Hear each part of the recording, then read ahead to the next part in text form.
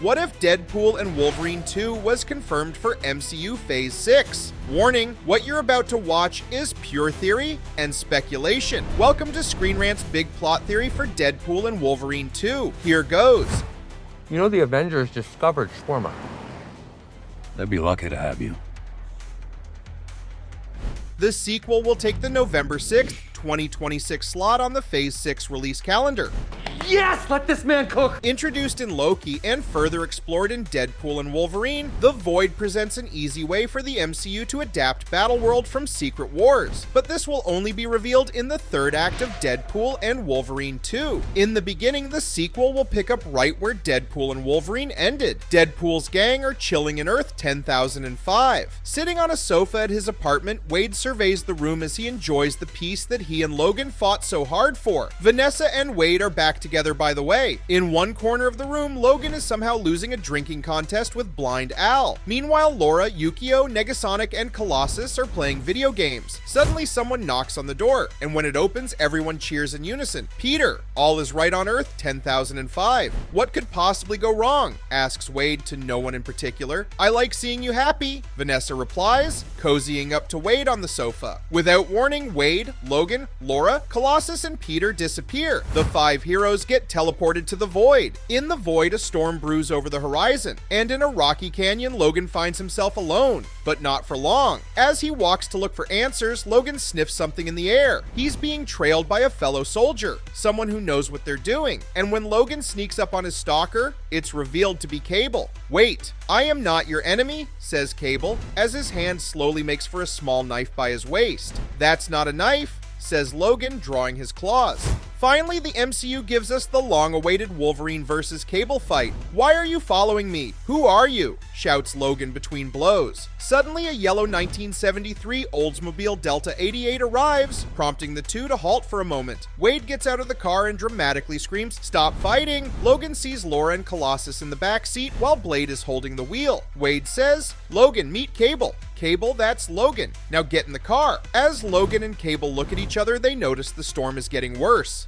"That's Aliath," shouts Blade. "We gotta go." Wade grabs Logan and they both get in the back seat while Cable sits up front. Blade hightails it out of the canyon and the Oldsmobile leaves Aliath in the dust. In the car, the group catch each other up and figure out their next move. Suddenly, Cable's sensors pick up life signatures nearby, and when they investigate, Logan gets the surprise of his life. Lying half buried in the ground is the X-Jet. It's also on fire and it looks like the crash happened fairly recently. Suddenly, Logan and Laura wince and shout in pain. "Help!" screams a woman's voice inside their heads. "You heard it too?" says Logan. Laura nods and then jumps out of the car to run to the jet. She tears open the door to the X-Jet and climbs inside with Logan, Colossus, Wade, and Blade. And there they find Jean Grey, Cyclops, and Beast, all unconscious and still strapped to their seats. They're also all wearing uniforms in the same yellow color as Wolverine's suit. Laura and Logan cut off the seatbelts and they all carry the X-Men out of the burning jet. As Logan carries Jean out of the X-Jet, the voice inside his and Laura's head stops, and just when they're safely away from the X-Jet, it explodes. The blast awakens Jean. As she finds herself in Logan's arms, Jean says, "Logan,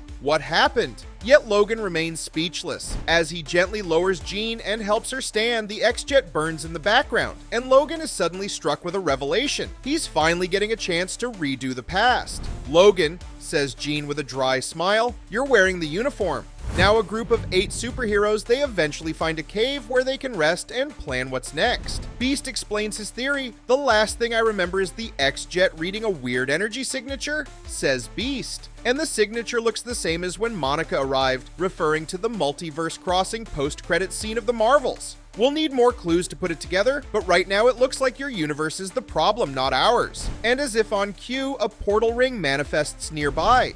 "You're half right," says Strange to Beast as he floats down from the portal. "Technically speaking, the whole multiverse is the problem, but we also trace the energy to someone from Earth 616. Beside Strange stands Billy Maximoff, the reincarnated son of the Scarlet Witch. Determined to step out of his mother's shadow, Billy joins Strange in investigating the incursions. "Oh my god, you guys, this is it," says Wade excitedly. "I'm finally getting in the Avengers." Ignoring Wade, Billy says, "I'm Billy, and this is Dr. Strange, by the way. After a pause, Billy continues. We're close to finding out what's going on, but there's too much interference in the void. Jean extends her hand to Billy. I'm Jean Grey of the X-Men. I think I can help. They then come up with a bold plan. Jean will reach into Billy's mind to augment his sight, while Strange will prevent Billy from losing control of his dangerous powers. Still inside the cave, Strange, Billy, and Jean sit on the ground, facing each other in a triangle. Billy puts down a knife between the three of them, extends his hands to the other two, and says, I'm ready. As Doctor Strange and Jean Grey grab Billy's hands, Billy's eyes glow and his whole body shakes, experiencing visions from across the multiverse. Remember your training, Billy, says Strange. I am way too old for this bleep, says Blade. Suddenly, Billy stops. Still in a trance, Billy gently lets go of their hands. He then grabs the knife and cuts his palm, and using his blood, Billy draws a familiar symbol on the ground, a crown with two curved and elongated horns. In the 1984 Secret Wars event, it's eventually revealed that everyone was brought to Battleworld by the Beyonder, a nigh-omnipotent being who wanted to see a grand contest of good versus evil. And instead of the Beyonder, this role in the MCU will be played by Loki, who has an even better reason to turn Battleworld into the void. As the god who oversees the entirety of the multiverse, Loki mourns the slow decay of every dying universe in existence. Maddened by the infinite knowledge of the cosmos, Loki grieves for lives fated to be lost in time, and in his grief, Loki manifests the very ingredients for Secret Wars. Fueled by Asgardian potential, Loki inadvertently collects the greatest living heroes and villains of the multiverse into the void, and here they can settle their differences, while doing the least damage to the rest of reality. And it actually works. The incursions finally stop.